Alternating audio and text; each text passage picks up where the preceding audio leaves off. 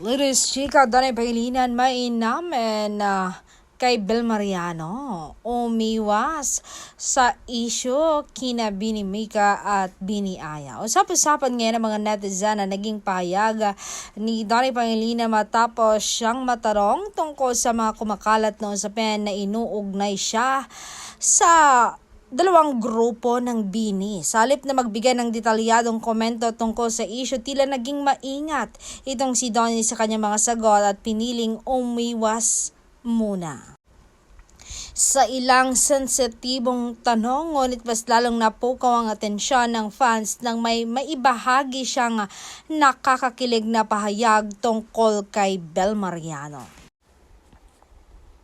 Dahil dito muling nabuhay ang mga haka-haka ng mga tagahanga kung ano nga ba talaga ang estado ng relasyon ni Danay Pangilinan at Bel Mariano. Marami ang nagsasabi na hindi pa rin nawawalang espesyal na koneksyon ng dalawa kahit matagal nang sinusubaybayan ng publiko ang kanilang samahan. Samantala, kanya-kanyang opinion naman ang mga netizen. May mga nagsasabing respeto lamang ang pinakita ni Donnie sa issue, habang ang iba naman ay mas lalong naging curious sa tunay na kwento sa likod ng kanyang mga naging pahayag.